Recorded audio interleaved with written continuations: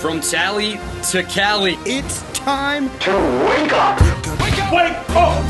Warchant.com is your ultimate Seminole sports source. And this is Wake Up Warchant, presented by Vitamin Energy. The vitamins. The energy. Now here's Warchant.com's Aslan Hajavandi and Corey Clark. Wake up! It's Wake Up Warchant presented by Vitamin Energy. Coming up on today's show, the nation buying into Florida State 10-win team in 2025. We discuss, someone drops a rant into the mailbag, Corey responds in kind, and we're generating discussion sparked by Cummins. Wake Up Warchant presented by Vitamin Energy, vitaminenergy.com. Shake it and take it, everybody. One little bottle, 260 milligrams, all-natural caffeine. Now, we always say all-natural caffeine. Why do you keep saying it that way, Aslan? Well, because there's also synthetically produced caffeine, Corey. It does not get absorbed the same way as all-natural caffeine. The all-natural caffeine gives you a nice, steady absorption throughout the day. That gives you 7 hours of energy, again, in one little bottle with no sugar, so there's no sugar crash, Corey Clark. I feel like, in all my travels here this last week, coming to Jacksonville, going back and forth from Jacksonville to Amelia Island, which, by the way, Jacksonville is not Amelia Island. It's not even really close to Amelia Island, everybody. Just found that out. It's closer than, like, Alabama. Yeah. That's true. Yeah. Everything's relative in this world, right? Right, yeah. But, listen to the pods, the headlines crew. You guys have a lot of love to the folks at Registers and Birch. Like, you guys spent, a good 2 minutes. And I feel like I short shrift our guys at Vitamin Energy, so I just want to stretch it out and just talk about how awesome they are. So that's me doing it. You still sour apple, guys? That's still the top flavor on the Clark palate when it comes to Vitamin Energy? Yeah, that's my go-to. That's my go-to. And, it's the one that, to me, tastes the best. And that counts for something in this world, folks. Amen, brother. If you're going to take a product, make sure it tastes good. And Vitamin Energy does. There's none that tastes bad, by the way. Right. It's just sour apple's my favorite. Right on. You're my favorite person that works at Warchant.com, the ultimate Seminole sports source. Hit the thumbs up, rate, review, subscribe. How are you, Corey Clark? I'm good, man. I'm good. Hope you're having a good time over there on the other side of the state. I assume you are. You got to see Ira. You've gotten to see Abby. You've gotten to see the whole gang. Yeah, 3 days of Ira show fell. Our guy just living, grinding at the Ritz-Carlton Hotel. I know that sounds kind of incongruous, but he was. He was probably there 13 hours for 3 days. So there was lots of good stuff that kind of came from it. I feel optimistic about some certain things, but a lot of people don't share in my optimism. This will also be part of the Renegade Express mailbag.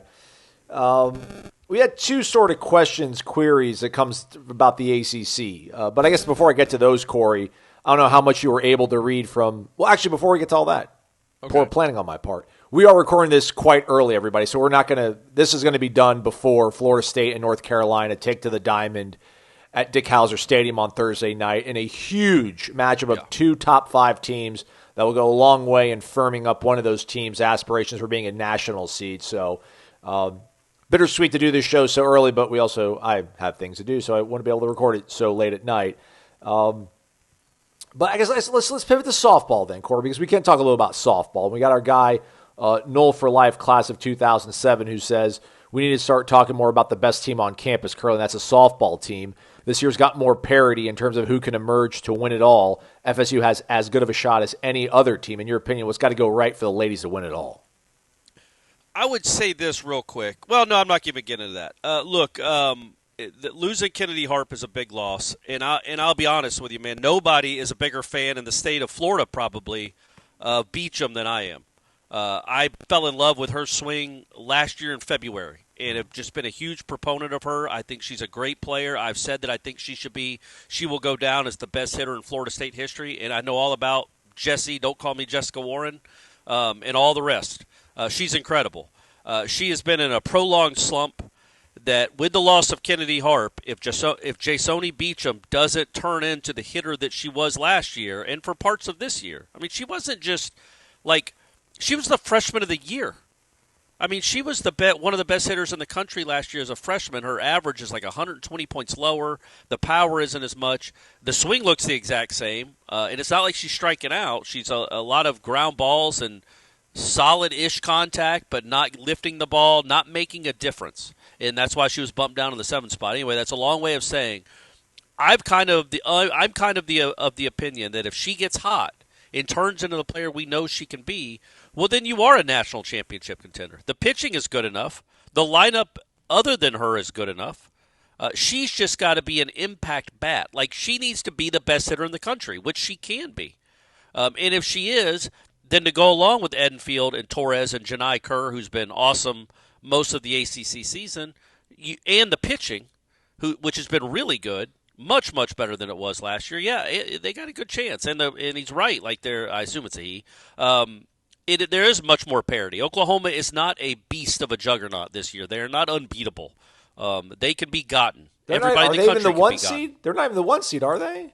I don't know. No, I don't think so. I don't think they're the overall number 1 seed. Yeah. No, I don't think so. So yeah, they can be gotten, man. And you can go win, but you need your superstar to be a superstar. And I hate to put the weight of the world on her. Not that she listens to this or cares. I shouldn't say that. I bet, Jason, I bet you are listening. That's right. This is Corey telling you to get it going. Because, yeah, I think with Issa Torres, you have somebody that's in the running for the best player in the country. I think Beecham is just such an impact bat who has has really struggled lately. And if they get her going, that's what it's going to have to take. The pitching should be there. They're not very good defensively. They're not horrible. They're just not very good. The strength is the offense and the pitching. And the offense could be one of the best in the country, even without Kennedy Harp, if Beecham is doing what Beecham can do.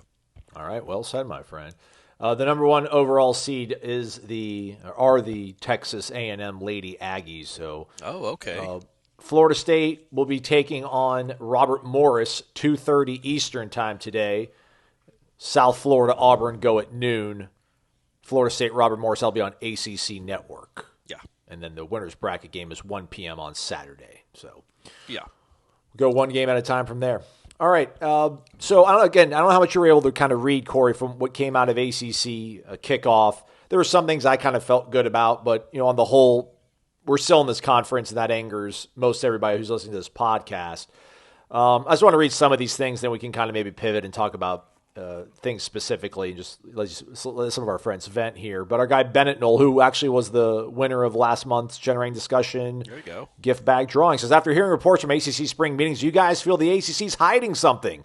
They seem too confident in their long-term outlook, with us all knowing how the settlement happened. Could there be some sort of behind-the-scenes deal happening that we don't know about that could potentially shaft FSU? I can't help but think ESPN would love to try and teach FSU a lesson for what they did. Maybe I'm being too cynical here.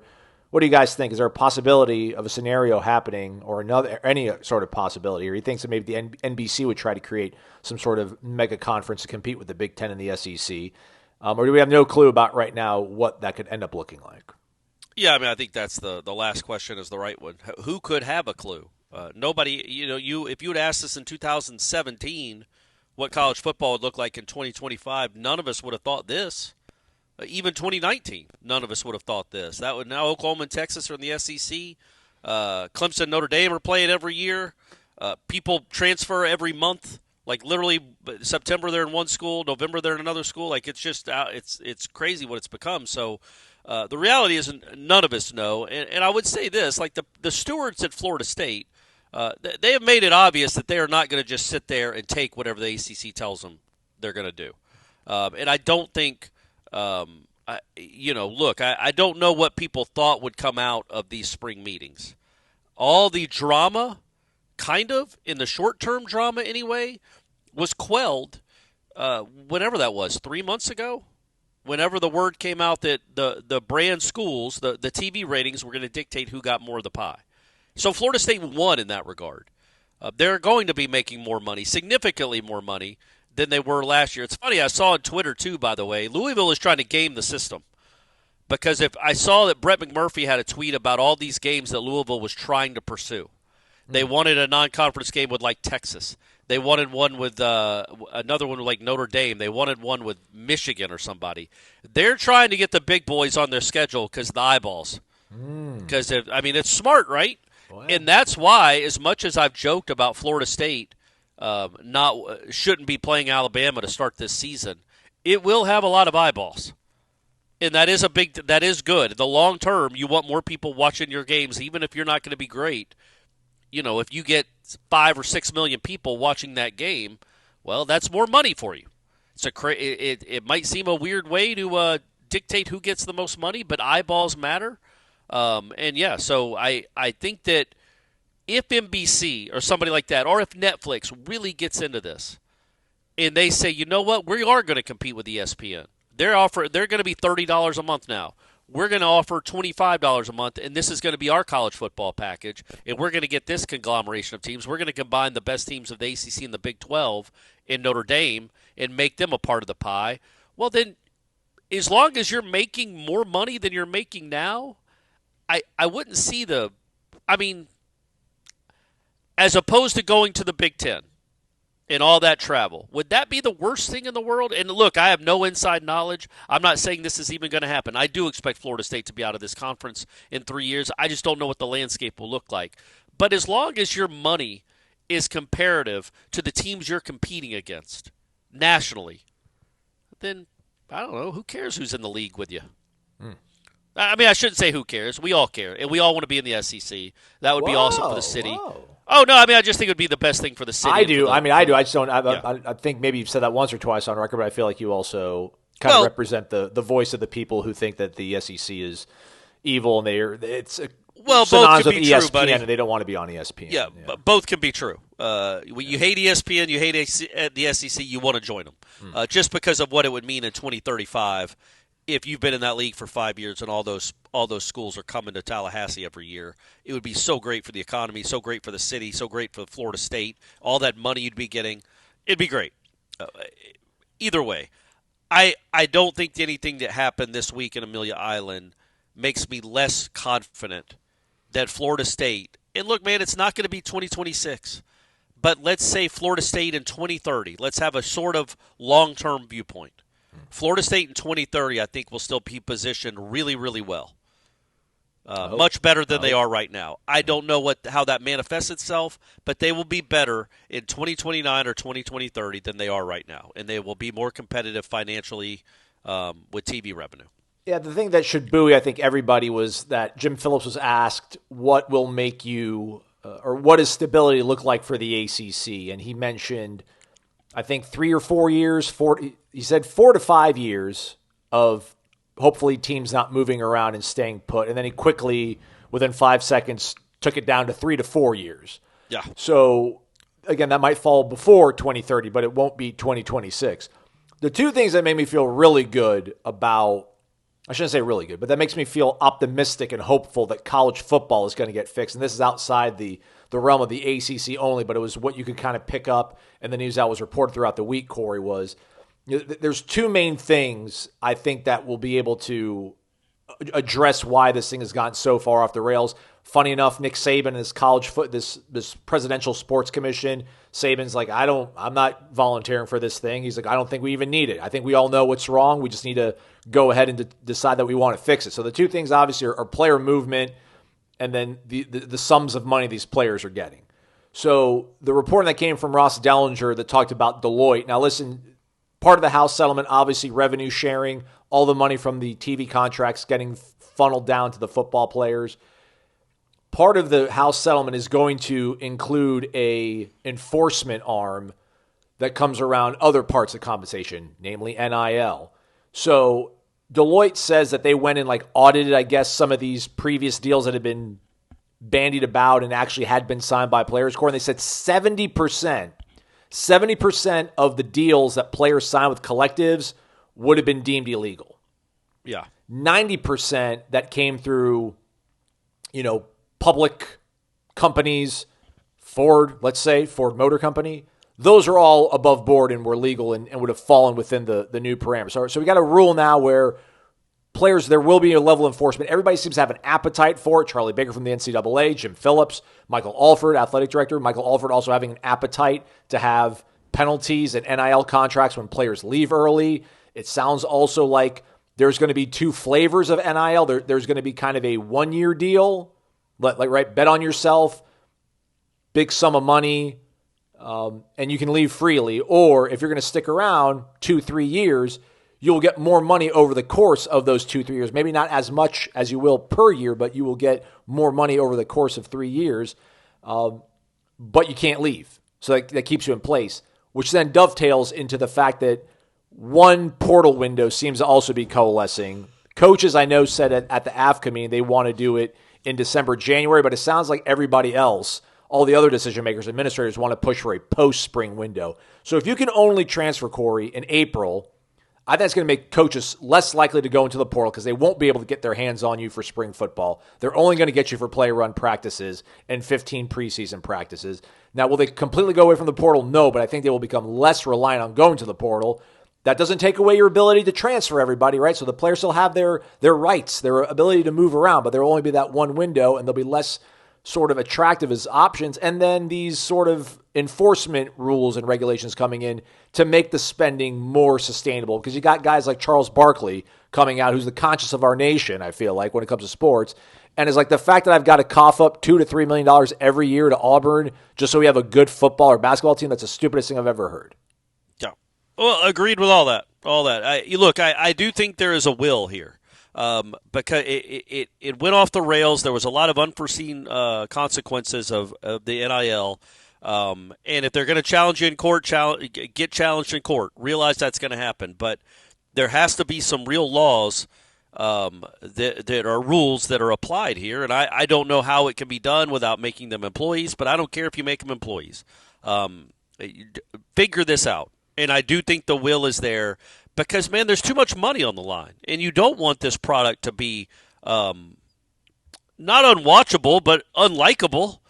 And this product right now is unlikable. It's just not fun. And I'm not just saying that because we cover a team that went 2-10. It's not a fun way to run a sport where you don't know who's on whose team from one year to another.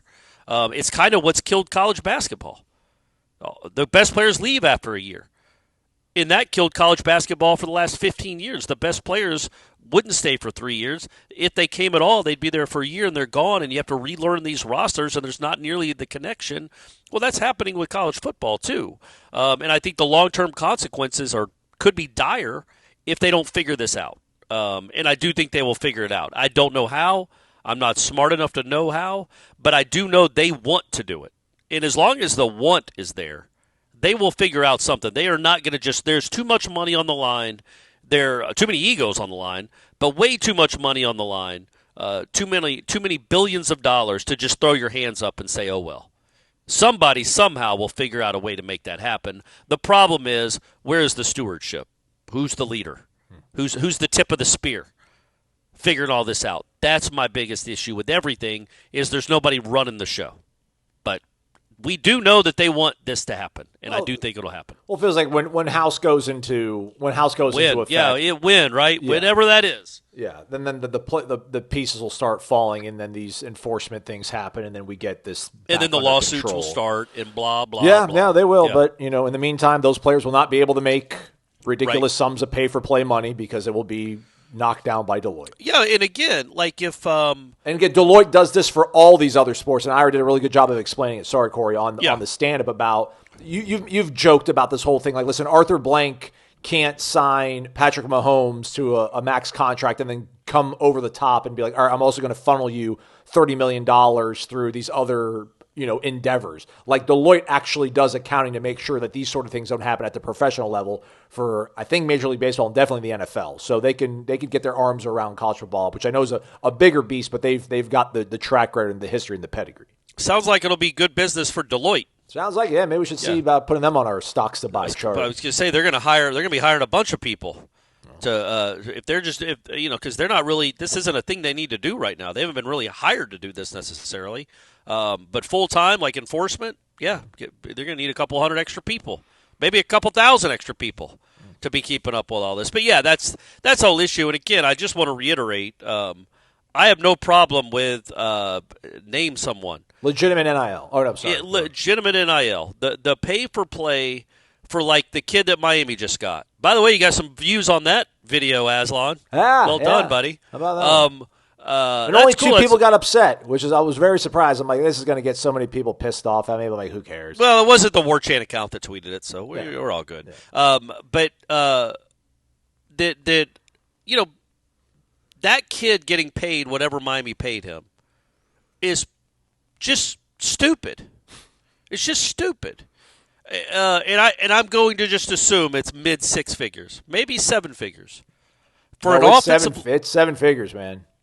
For an offensive lineman if you're as good a team as you think you could be this year, won't play.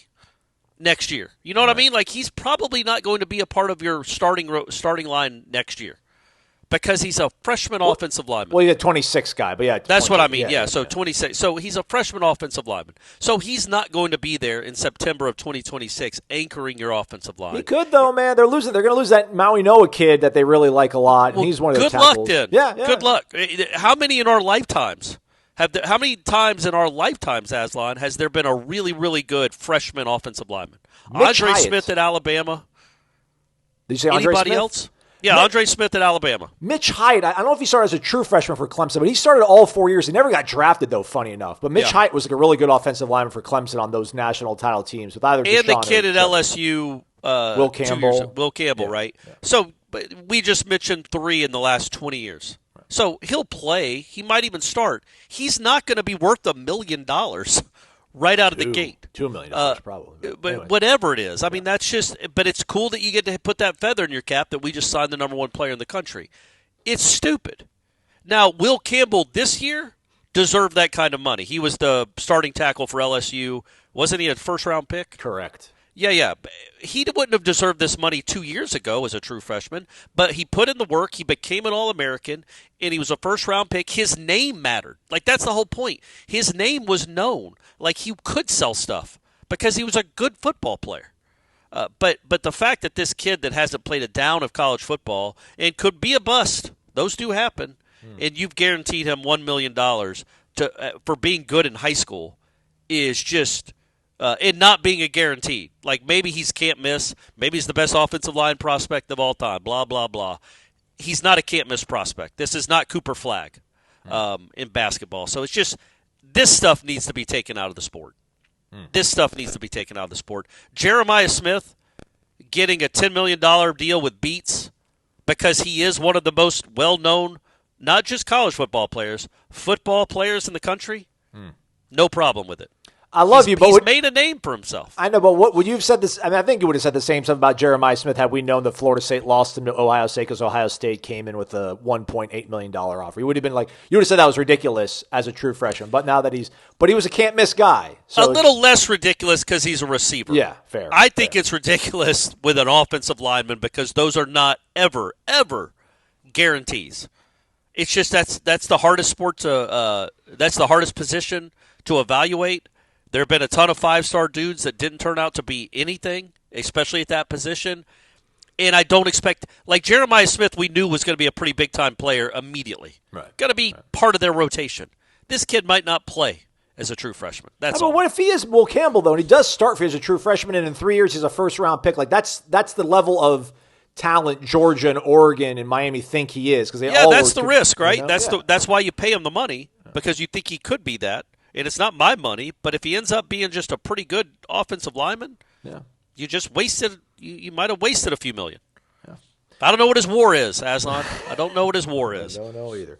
Hey, so we're about less than 100 days from the start of college football, but I think 106 from Florida State taking on Alabama. As such, ESPN celebrating one of their prized properties, that is college football. Maybe some would say the SEC and not college football. They've got 10 lists, Corey, that are top 10 lists, top 10 storylines, top 10 must-see games, top 10 coaches to watch, top 10 Heisman contenders.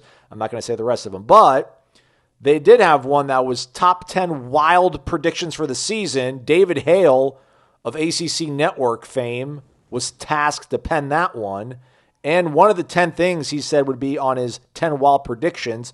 Checking in at number 7 was Florida State University's football team winning 10 games.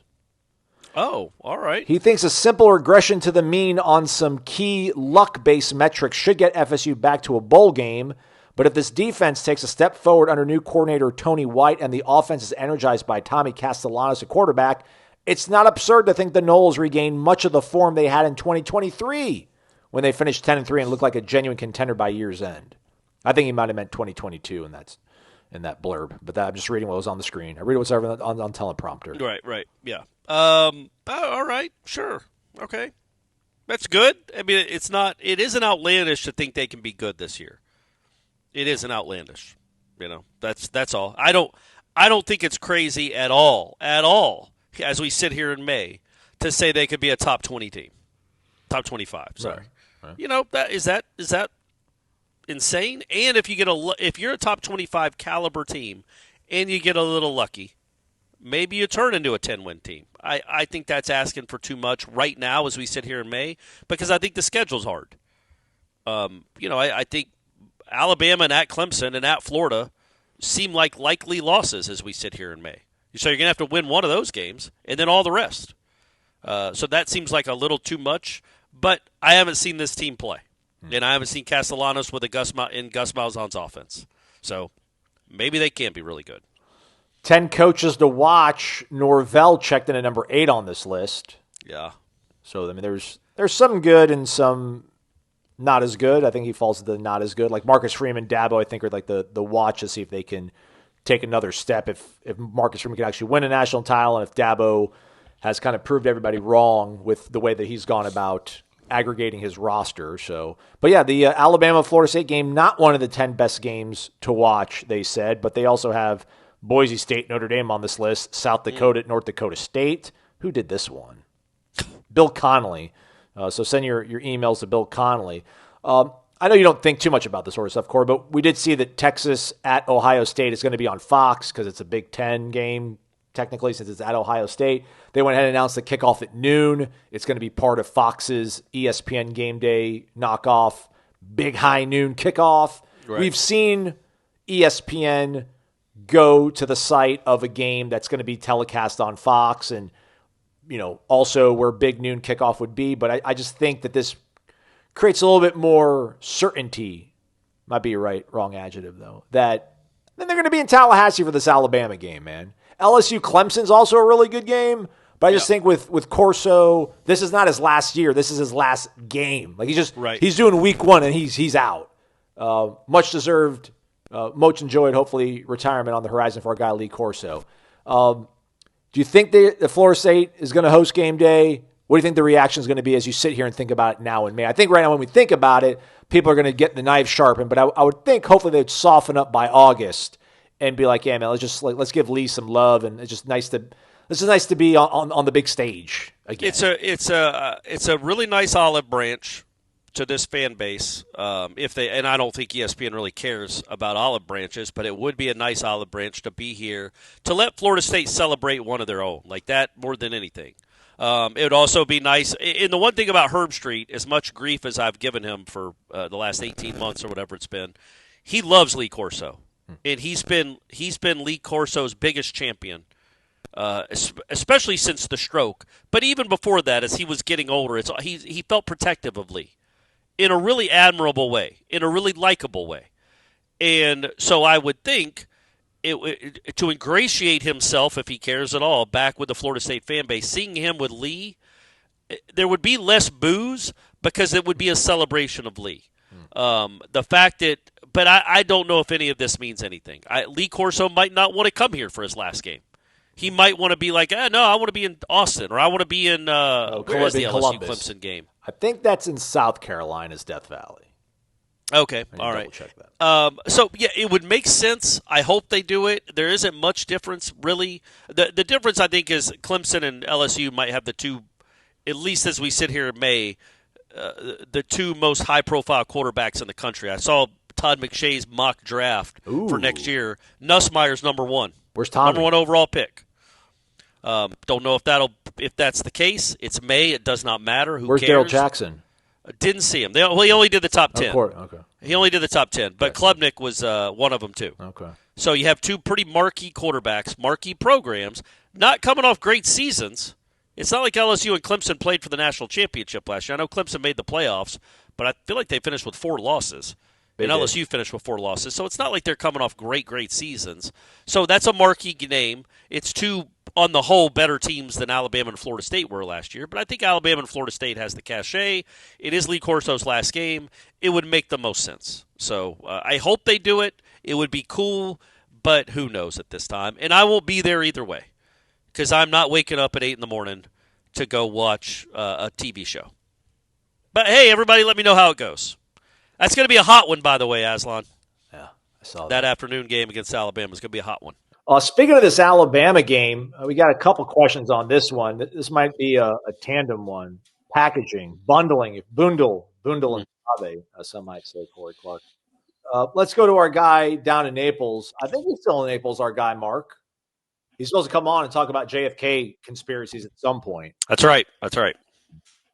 All right, he's starting to think that more and more that getting Bama week 1 is a very good thing for Mike in this program. It's not 2017 Bama. They look very pedestrian at times last year. Pressure's on DeBoer.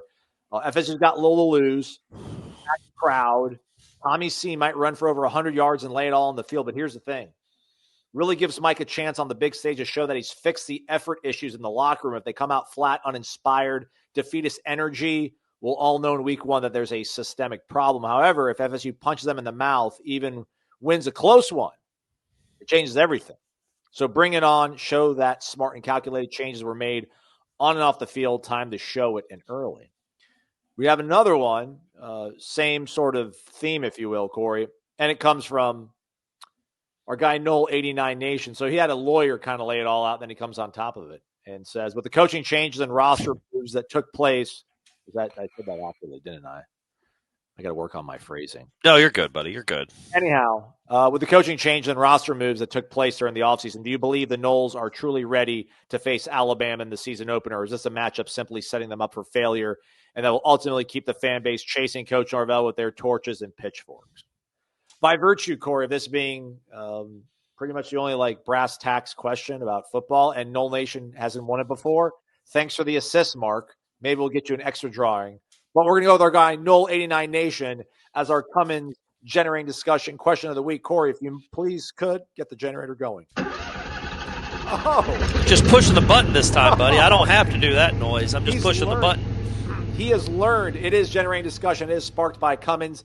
Give them a follow on Instagram, everybody. Check out all the awesome things you can do with the Onan line of products in your recreational activities. Marine life, boat life. It's time to get the boat back out there, kids.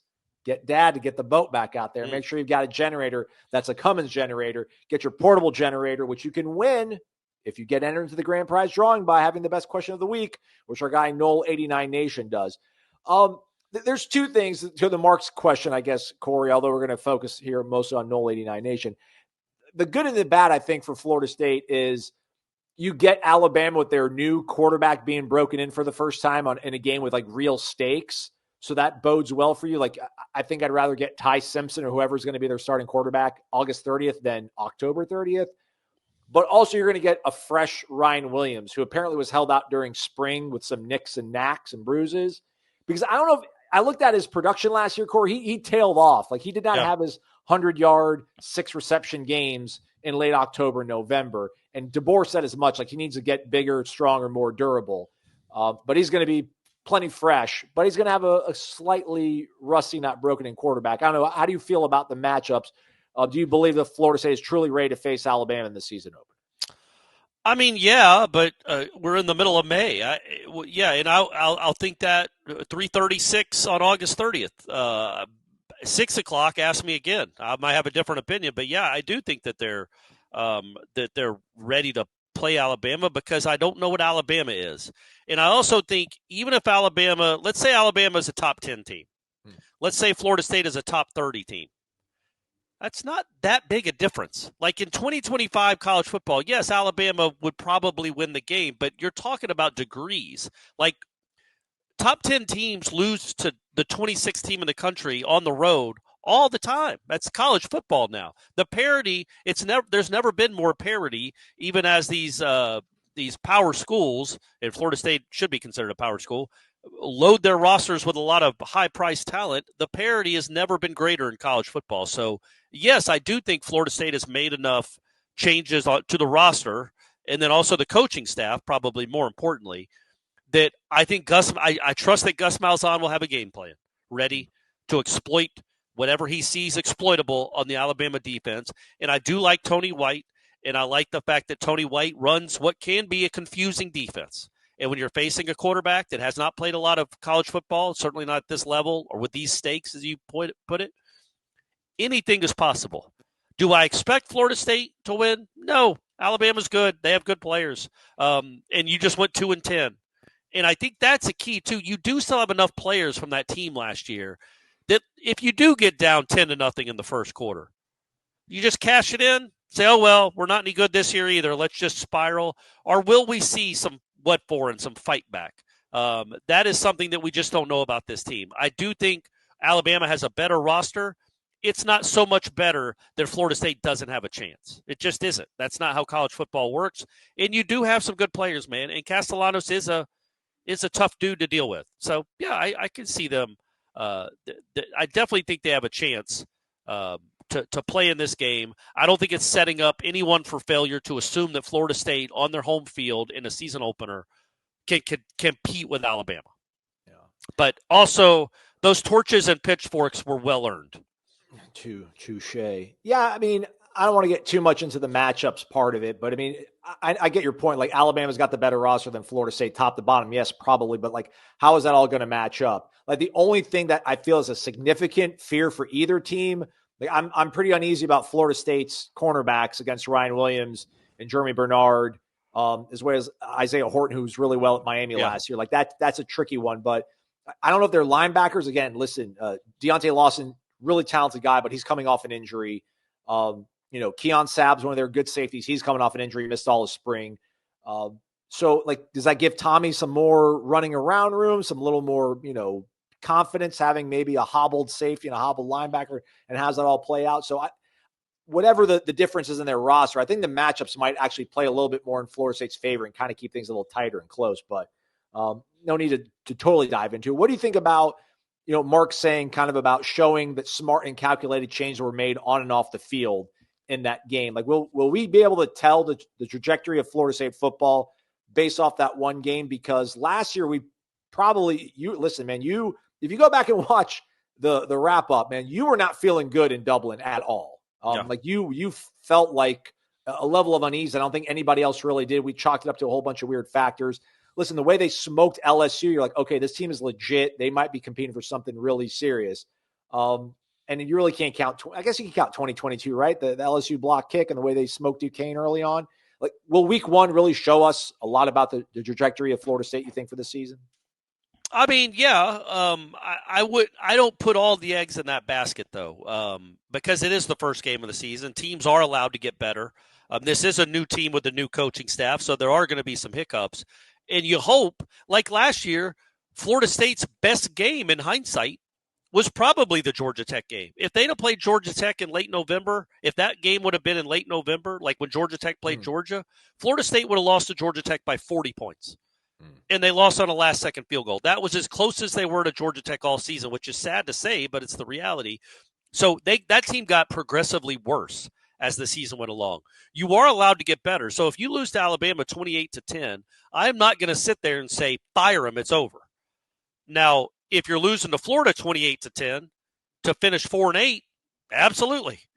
But teams are allowed to get better, and it is a huge challenge to face Alabama in a season opener. I don't know how many times Alabama's lost the season opener in the last 2 decades. It ain't much. So I think you'll be able to tell a level of effort and physicality in that game. But so what? All teams are supposed to play hard in game one. They all have they're all thinking great things. Like, that would be a great. That would be it wouldn't be a great sign if they played hard in week one. It would be a horrible sign if they did not, and if they gave up after they got down 10-0, like I said earlier. So that's the only thing I would really take away. Well, also if they beat them 40-3, if Florida State won 40-3, that's a big takeaway. But if it looks like the Georgia Tech game did last year, and you lose a close game, and you played hard, great. That's what you're supposed to do. How are you going to come back the next time you play a Division I team and you get behind early? That's when I'll know about this team. Alabama, it's such an odd, tough way to start the season. I don't know that you can judge everything or put too much stock into what happens in game one. But I know people will, because that's what we do. But I'm couching the answer. It depends on what it looks like. But I don't think I'm going to put too much stock into game one unless they get completely embarrassed and blown off the field, or they blow Alabama off the field. Then I think I'll have my mind made up. I'm trying to think, like, in the time that we've done this show, our first year was 2018. That Virginia Tech game laid out what that year was going to be like. 2019 was the Boise State game. That laid out how the season was going to be. Well, they weren't hydrated. True. Yeah. 2020, that Georgia Tech game kind of laid out how the season was going to be. 21, Notre Dame didn't, though, right? Notre Dame really close, and you end up losing to. So maybe game ones of Mike Norvell's tenure really do kind of tell the story. I do want to check real quick. I don't know if I said the other safety's name for Alabama that's really good. I think I might have said Bray Wyatt. If I did, I apologize. That's kid that went to Troy. I think it's actually a wrestler now for the WWE. It's actually Bray Hubbard. And he and Ty Simpson are brand ambassadors for Crimson Tide Outdoors. Okay. And check out them. I don't know if you can you? I can't. All I see are hats. Yeah. They blend into the foliage. Yeah. I don't even see what's going on there. Foliage. I call it foliage. All right. So, anyways, this guy, Bray Hubbard, he's supposed to be really good at safety. So we'll see how it is. We'll see if he's going to be gassed under that 330 sun in Doak Campbell Stadium when Tommy Castellanos is running him ragged from sideline to sideline. He's going to run out of juice. But you know who won't run out of juice? Those of you who select Cummins. Cummins products, the Onan portable generator. Look it up. Best in the business. Ultra quiet, ultra reliable, just like Corey Clark. Well, you're not quiet, but you know. Thanks.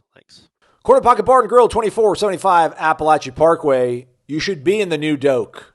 Doak 3.0 is what I'm calling it, Corey. It's accurate to call this probably Doak 3.0 when Florida State opens the gates to Alabama, yeah? Oh, yeah. It's definitely not the erector set it was in the 70s and 80s, and it's different than what it was last year, 2 years ago. Okay. So, yeah, 3.0 is a good one. All right, if you can't make it in there, go to the Corner Pocket Bar and Grill. I'm sure we're going to have some great fete going on before the game. Not maybe like before the game on Saturday, but that weekend. So we'll definitely see you all then. Hopefully we'll see you then beforehand. You should go to the Corner Pocket Bar and Grill because there's great things like trivia night on Tuesday. There's bingo nights on Thursdays where you get 4 different opportunities to win $250 in cash. That's right, cash money for playing bingo, boys and girls. And I will say this, Corner Pocket has the best ACs in Tallahassee, and it's not close. Like, they're so good, sometimes I bring a sweatshirt in because I know how cold it's going to be. The reason I say that is if you can't go to the Alabama game and you want a place to watch, it's also a Florida State bar. I don't think I emphasize that enough. Anytime Florida State's playing something athletically, it's on the big screen, and there's a bunch of Noles watching it, and it feels like you're around. Like if you go to some other bars, they might have it on the bar. They might not even know what you're talking about. At Corner Pocket, they know. They know the game's on, it's on, and you can go there and watch your Noles, but especially August 30th, to escape the heat.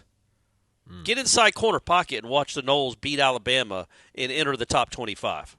You heard the man, everybody. Corner Pocket Bar and Grill, 2475 Appalachia Parkway. It's Wake Up Warchant. It's presented by Vitamin Energy, vitaminenergy.com. Shake it and take it. Coming off that read, not too long ago from Corner Pocket Bar and Grill. Let's go to this question from our guy, Sam Enol. After all the talk about playing trivia on your show, I decided to get some friends together and start playing at a local bar. I think I'm hooked, especially after getting second place out of 20 teams the other night. Okay. There you go, Corey. I don't think he's in Tallahassee, so he's not playing at a competing institution, establishment. Anywho, what's your best FSU-related trivia question? Ideally, a question that would stump a decent percentage of diehards, but not so hard that it's impossible to get. Makes me think of when they used to have the Stump the Schwab, and the last, like on ESPN, every boys and girls, they used to have this thing called Stump the Schwab, where Schwab was one of their stat research guys, and you could just do the trivia contest, and you'd end up going against them like heads up. And the last question would always be some crazy thing about like the 1978 ALCS Game 4, who hit the game-tying run in the 5th inning, who was the pitcher that got credited with the loss, and how many people were in attendance. And like he would know the attendance. And I'm like, this is rigged. It's not even fun. He did lose a couple times. He did. And I used to watch that thing religiously. And back then, that was my wheelhouse of sports trivia because I was young enough to be up to date on the current sports landscape, but I also historical enough and had done enough research because I'm just a weirdo that I knew a lot of stuff about the 40s and 50s and 60s too. So back then, around the turn of the century, 2000 to 2005, I was one of the best sports trivia players in the world. Oh, in the country. I don't know anything about cricket, so I would have struggled in India. Yeah. But in America, I was one of the best in the country. Now, I don't know enough about current sports. Yeah. Like, it takes me a while to remember. I don't know who won the MVP or the Cy Young last year. Yeah. I don't know. So I know who won it in 83, but I don't know who won it in 2023. So that's where I would struggle. But I would say, for the question, how about Florida State has won 3 national championships. In those 3 games, name every in football. Name every player that scored a touchdown for Florida State. Oh. In the 3 national championship wins. Oh, buddy. It's doable. Yeah. It's not outlandish. I think there's a lot of people listening to this that can do it. But you got to be of a certain age and remember the games. But I think there's plenty of people that know.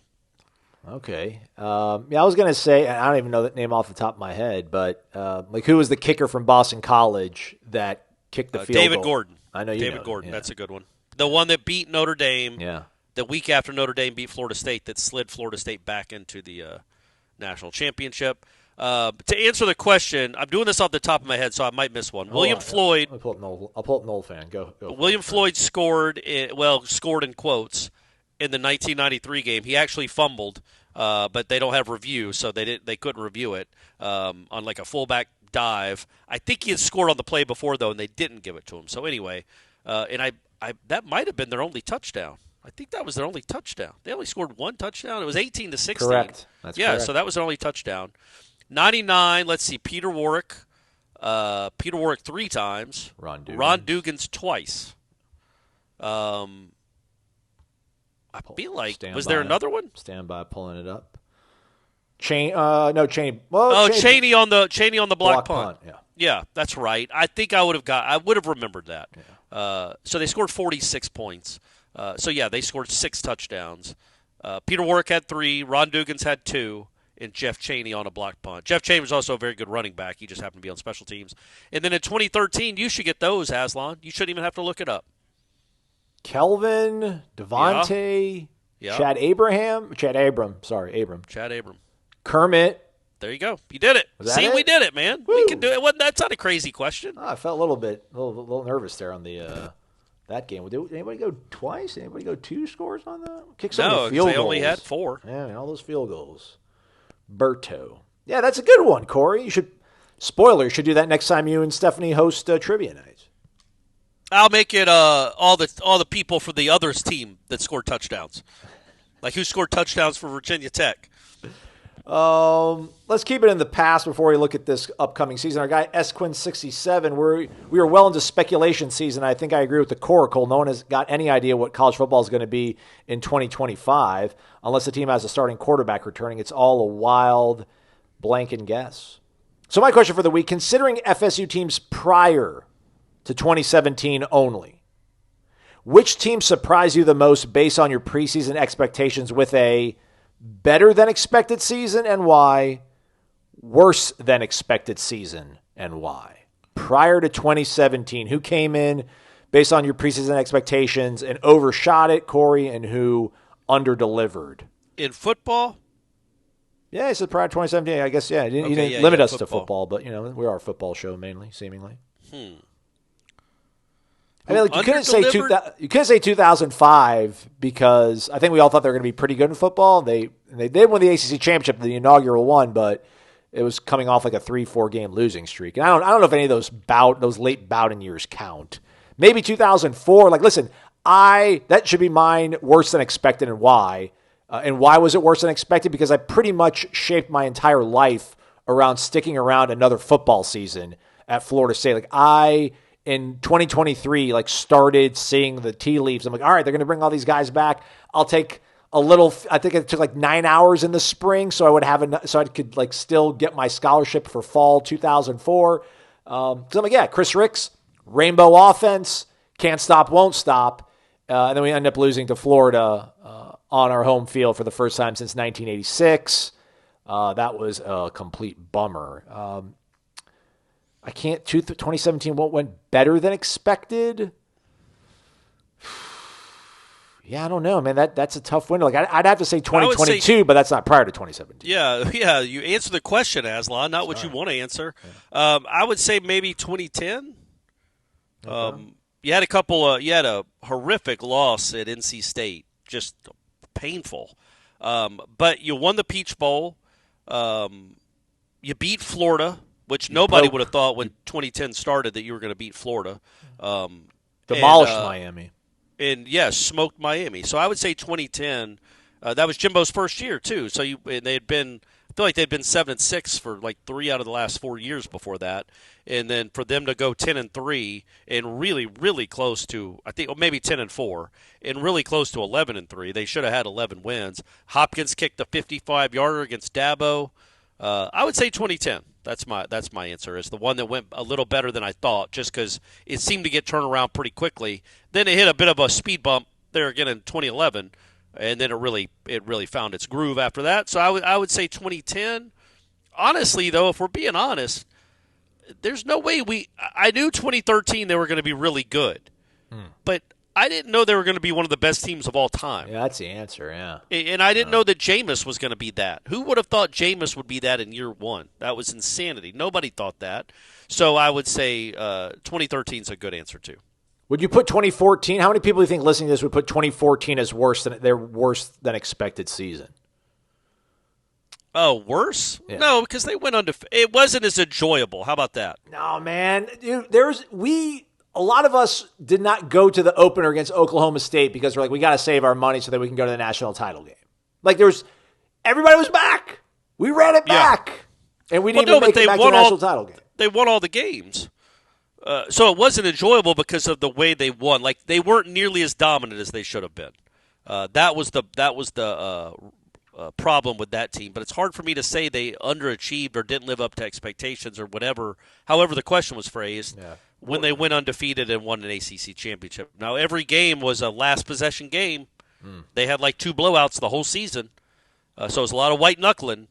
But I don't know if that fits the bill. And then I would say disappointing, yeah. I mean, 02, 04, that year. 02 probably, man, because you thought 02 was when it was like, oh no, we might be in trouble here.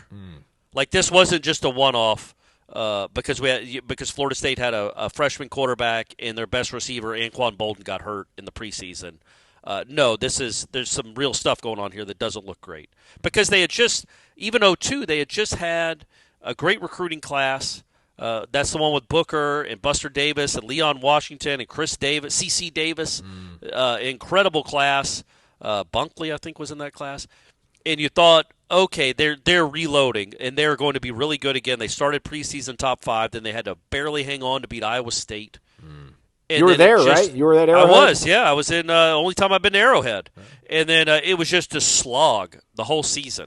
Won some games. But, I think they ended up – did they win the ACC that year? Is that right? I don't remember, but they lost more games than anybody thought they were. I want to say Maryland did? Yeah, you're right. I think Maryland did win. But, yeah, like you thought – and Bowden even said, he's like, well, if you're going to get us, you should have gotten us last year going into 02. He thought they were loaded. But Ricks didn't take a step. And it just wasn't it wasn't nearly as good a team as they should have been and were going to be. It proved that 01 was not an anomaly. It wasn't a one-off. The dynasty is still intact. And even in 03, they made it back to a New Year's game. They played Miami in the Orange Bowl. That was a bit of a struggle, too, and it just never got back on track for Bowden. You were right. I was wrong. We actually went back-to-back 2002, 2003, won the ACC. Maryland was 2001. So, yeah, I don't remember how gross the 2002 ACC season was, but we did win it because we went to the Sugar Bowl, and we lost because Chris Ricks got suspended because he parked in a handicap spot. Remember those days? I do. Remember those days? Yeah, so they went to the Sugar. Yeah, that's right. And then Tom and Gardner dropped that pass. Anquan made a couple of incredible throws. It'd have been something to see Anquan as a quarterback for a full year or two. Yeah. But he wasn't. He was a pretty good wide receiver. Worked out. Let's go to Mimi Knoll, 14. Wake up. We've talked a lot about the offense. We've talked a lot about the defense. Tell me about the special teams. I'm curious to see what game pressure adrenaline is going to do to Max Chiamento.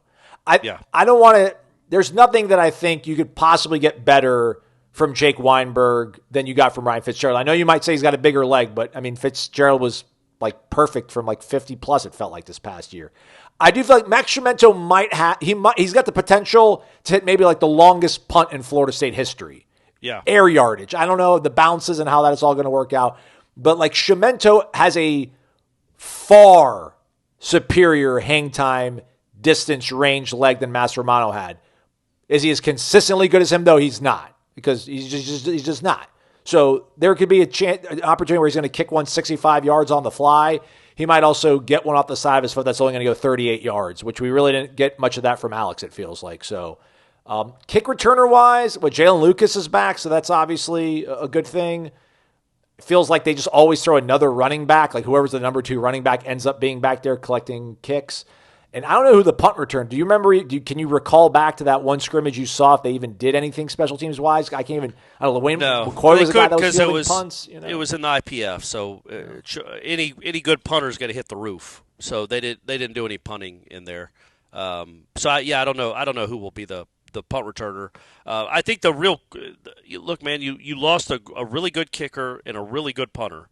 As we've told you, Chimento has the leg. Has as good a leg as Mastromanno, I promise you. Maybe a bigger leg. I think he does. It's just consistency is what matters, man. If you hit a 59-yarder in a 23-yarder, you're not a good punter. Correct. That's an average of 36 yards a punt.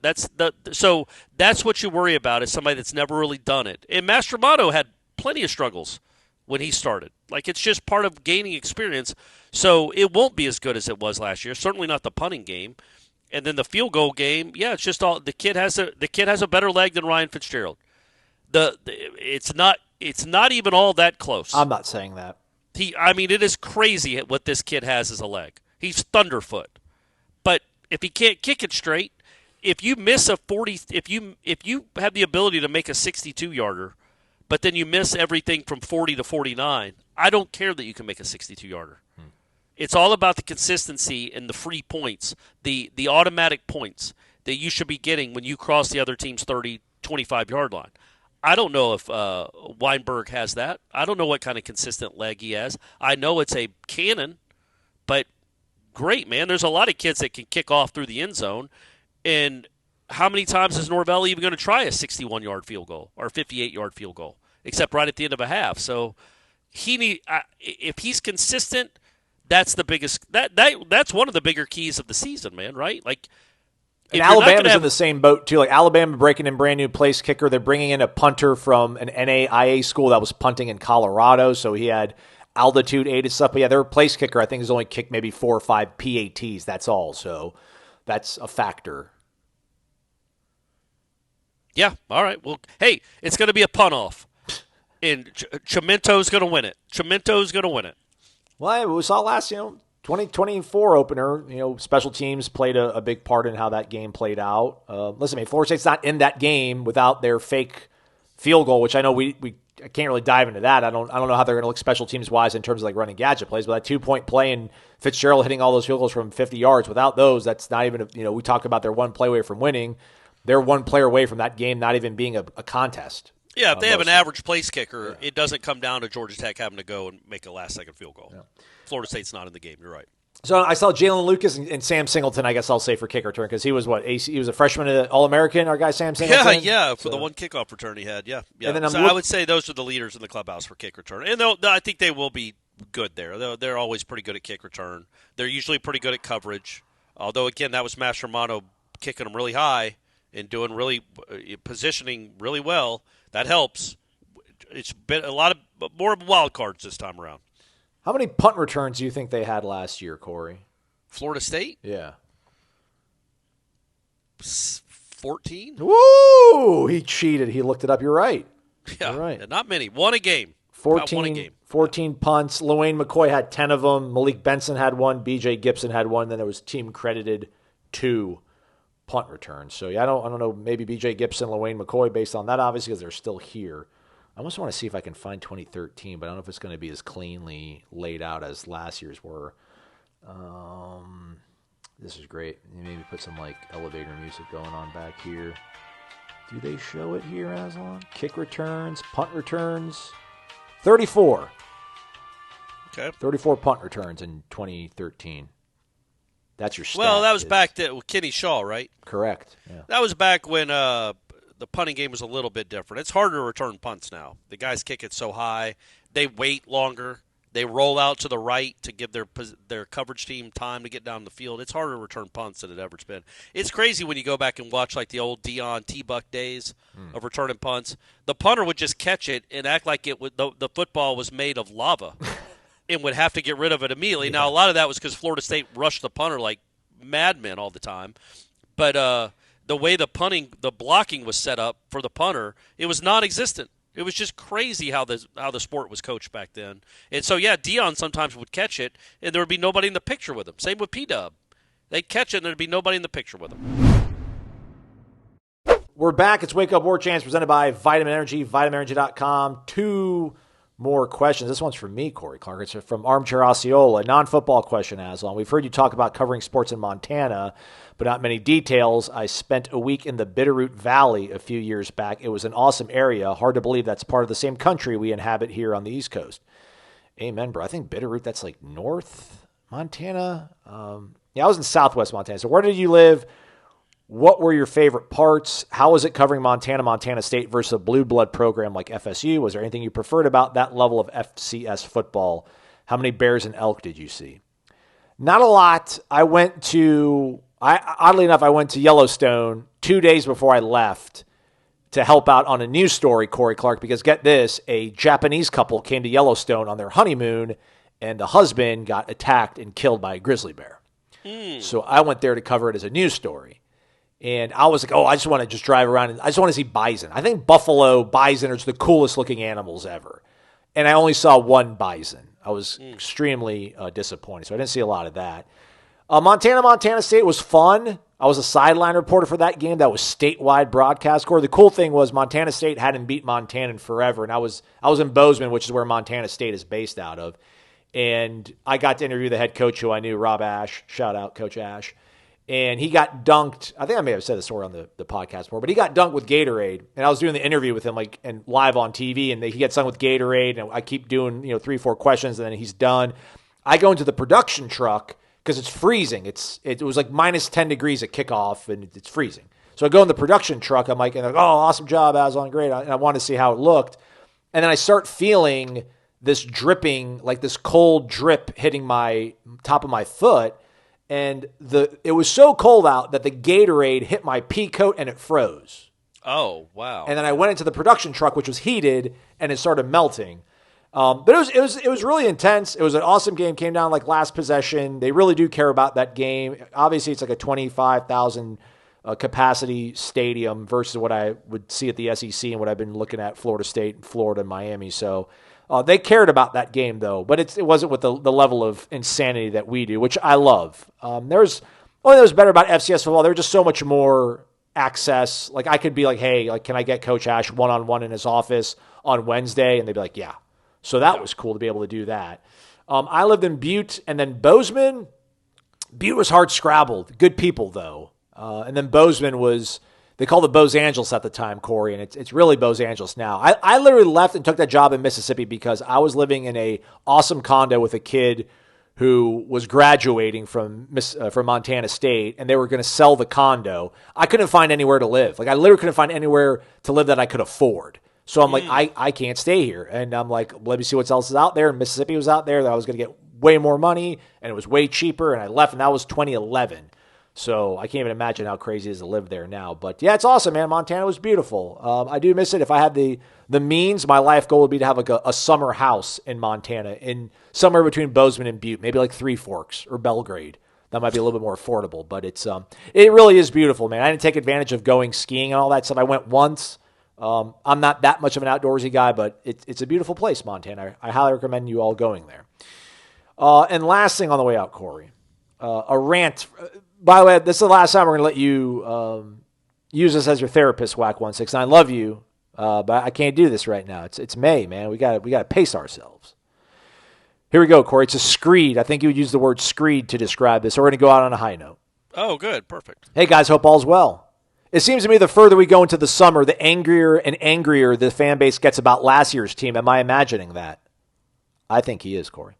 Is anybody on the Warchant staff ever going to ask Norvell why the high school recruiting has not been great the entire time he's been here? Is it really NIL and no one on the football staff or Warchant staff wants to admit it to us because it will make Florida State look worse than they already does? Not getting any positive news about anything football and hearing about Miami killing it in recruiting and taking just about every player we want in the spring portal sucks. They've now got a commitment for one of the top high school players in the country. Having to report this crap, does it wear on you guys? It doesn't.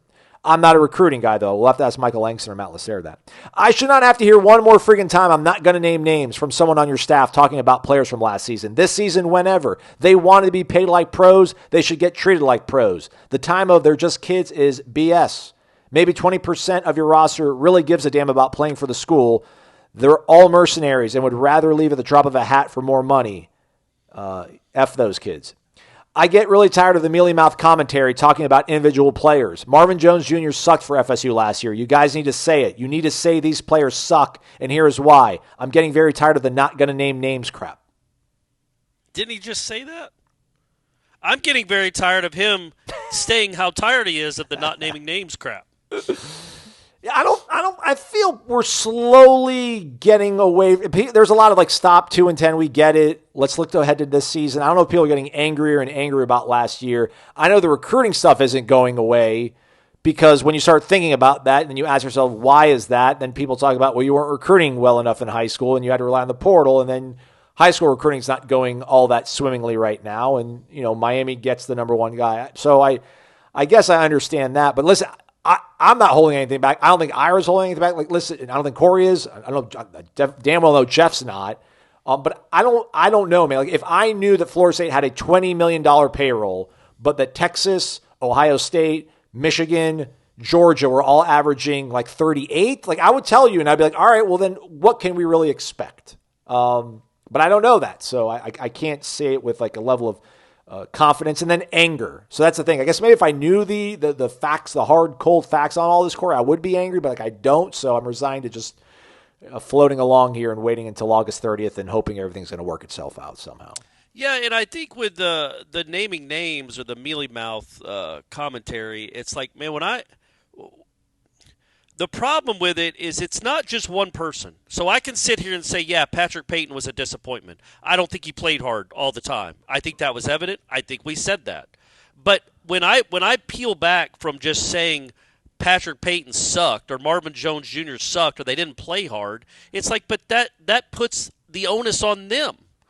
And the onus is on the guy that's running the team. So that's where I don't want to put all the blame of 2024 on some 21-year-old kids, whether they're getting $50,000 or $100,000 or not. The guy at the top gets $10 million. So he's the one that, if we're going to talk about they're not kids and they get paid now, they're mercenaries, the guy at the top's a $10 million a year head coach, and his defensive coordinator made $2 million. They deserve the blame.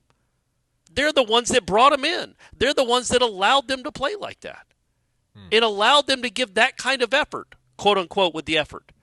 So, or he allowed his staff to recruit, to have a linebacking core that looked like that last season.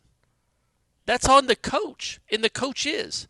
I mean, I could sit here and say, yeah, Omar Graham isn't any good, or Omar Graham sucked last year, or Blake Nicholson sucked last year. Whatever you want to hear, great. Why? Whose fault is it? We going to blame Blake Nicholson that he wasn't good as a sophomore linebacker?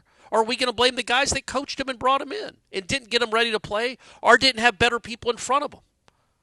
So I kind of turn most of my ire to the guy running the show, not the players. It's like back in the 2010, Corey Mangum got all this grief. And I'm like, man, it ain't Corey Mangum's fault he's starting for this defense. It's the people that brought him in and start him and didn't recruit over him. So that's where the pushback stuff. I think trust me, that I think most people get tired of hearing the complaints all the time. And man, look, what's the point of relitigating who sucked on last year's team? They all did. So I being angry in middle of May, like when I take a real step back and think about 2-10. I get very, very frustrated. But my frustration is not aimed at the players themselves. I mean, it is, sure. I'm not trying to protect them. They are mercenaries. They are here. They do get paid. They deserve criticism. That's part and parcel of being a college football player in 2025. I'm just much more angry and frustrated with the person that was running the program. It is his fault. It is not Marvin Jones Jr.'s fault that they went 2-10 last year. If he'd have been better, would that have helped? Sure. If you'd have recruited better the 2 years before that, would you have had to bring him back in? No. So I think that the frustration about saying that we protect the players, I just don't think the players are to blame. I mean, you know what I mean. Yeah. Of course the players are to blame, but they're not the reason that team went 2-10 last year. The most of the blame, the brunt of the blame falls at Mike Norvell. And I feel like Warchant has been pretty adamant about that for, about 8 months now. One other thing, being out there in Amelia Island and talking to other people on other beats or covering other programs and some of the national guys that know more about like some of these machinations that go on with NIL. And listen, I've been a lot about, I've put a lot of blame on them recruiting these guys. I'm like, listen, they went and recruited TJ Ferguson for a second time. They went and recruited Jaylen Brown for a second time. Yeah. That falls on them. That's bad evaluation and sort of bad wishing and hoping. But, the recruiting game, the way the news kind of works, and I don't want to peel the curtain back too much, but like a lot of the recruiting reporters, they're getting a lot of information, not from like the high school coach or that kid's family, but like people within the Florida State like program. Like not like Mike Norvell's not giving these guys information, but they're sourcing information from people that are like intimately involved with recruiting efforts for the program. So they're only going to report about players that Florida State can like get on campus, they feel they have a good shot with, that there's like mutual interest, right? There's a whole layer, and there could be a whole layer theoretically under this premise, Corey. There's a whole layer of players that Florida State might have wanted beyond all these guys that they end up getting last year, but they might not have enough money. And that's the thing. Like I'm under the impression, I don't know how much that applies to Florida State, because I'm under the impression that, the Battle's End is one of the top grossing collectives in the country, and Florida State's got a really good war chest. But there could have been all these other players that they had ahead of player X, Y, and Z that end up sucking and not playing with great effort. But, man, they just couldn't swing the money to get those guys, so they had to go. A lot of these guys that we thought were plan A might have been plan B. And I get it that it's still ultimately poor evaluation and you brought those guys in. But, I mean, if you had the right evaluation, these guys that were going to be great, you wanted to bring them in, but you didn't have enough resources to bring them in. Is that bad coaching? Is that bad evaluation? So it's something that I kind of have to maybe think about and temper my criticism about recruiting and how it works out. And, maybe trickles down to some of the people that listen to this and how we look at it all. Yeah, and I would think it's perfectly fair and understandable to criticize Norvell's high school recruiting. I mean, you can't really defend it. Coming off the season he came off to not have and I'm talking about in 2022 and 2023, to not have classes that back that up. But I think the Battle's End was ahead of the curve a little bit when it came to NIL. I think Florida State was really fast into that space and good in that space immediately, and they took advantage of being ahead of the SEC when it comes to that. I do not think they're ahead of those teams now. I think they're significantly behind a few of them when it comes to NIL spending. But as I said on headlines, like I know they're not competing with Ohio State and Georgia and Texas when it comes to NIL monies. They just aren't. But they There's should not 60 schools in front of them. But no, that's what I'm saying. And there aren't 14 schools in the ACC in front of them. Yeah. Like they finished dead last in the ACC last year. They did. Dead last. First to last. How many of those schools that finished ahead of them spend more money on their football programs? Maybe. And I'm talking about the entirety of the football program. Remember now, you are paying your coaching staff well over $20 million. True. So when you talk about the money you're spending on your program and the facilities and the renovations, maybe Clemson, maybe Miami, maybe. Yeah. So you are spending as much, at least comparably, to every school in your conference, and you were dead last. Now, this year, it seems evident that Miami is spending more on with their NIL than you are. That seems evident, right? I mean, they just signed the number one player in the country. Their quarterback was probably $4 to $5 million. Well, they beat you heads up on 2 wide receivers. I mean, I'm not all about Carson Beck gives you that much better of a shot at being productive than Tommy, but buddy, if I was a wide receiver though, would you rather go play in the Miami offense or the Gus Malzahn offense? That's true. I mean, fair. I get it. And Tommy isn't a surefire NFL quarterback. I think Carson Beck is. I don't know if he'll be any good or where he'll be drafted, but he will be drafted. So I get that. That's an appeal that they brought in Carson Beck, and that should help them with receivers. Does that mean they're going to be better? Who knows, man? It's May. But, yeah, they spend more money on NIL. I guess Clemson does. Well, that's it.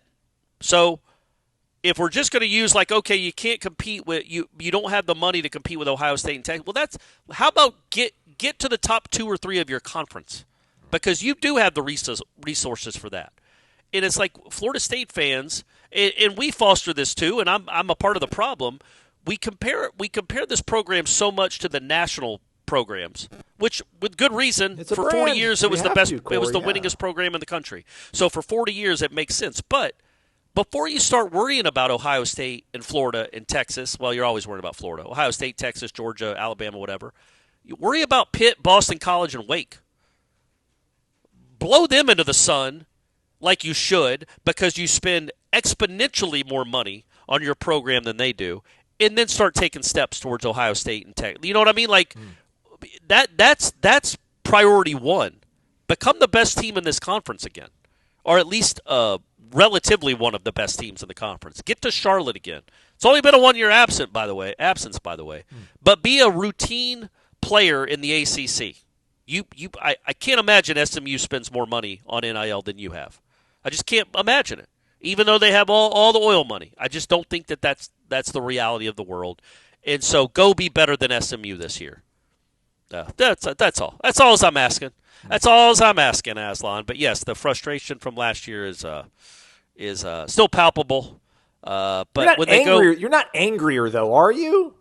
Oh no, I'm not angrier. But as I think I said last week, is like when you're in the midst of it, you just you try to contextualize it week to week. Like, well, they didn't beat Duke because Brock Glenn couldn't stop turning the ball over.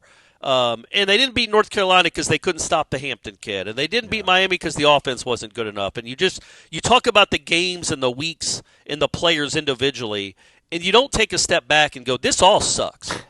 This is all I can't believe we're talking about this 5 hours a week. It's deferred anger, and then it all boils over like in January when you have all this idle time to think about it. Yeah, so I'm getting over it, but I just think, as it's more in the rearview mirror, the less angry, confused, bewildered you become. But it's always there, man. Like I feel like every single time. I'll speak for 90% of Florida State fans on this one, not all of them. They watch Mike Norvell talk on a video, they're like, "You son of a." Every time, even if he's talking about a charitable foundation he's starting, or Jordan Travis coming back, to perhaps be a coach, it's still there's a seed of anger. Like, I can't believe you went 2-10 last year. I can't believe you did that to me last year. I'll never forget that. No matter what he's talking about, there's a seed of that in most Florida State fans watching him talk, and that's going to be his foreseeable future until he has another good season, which could very well be this year.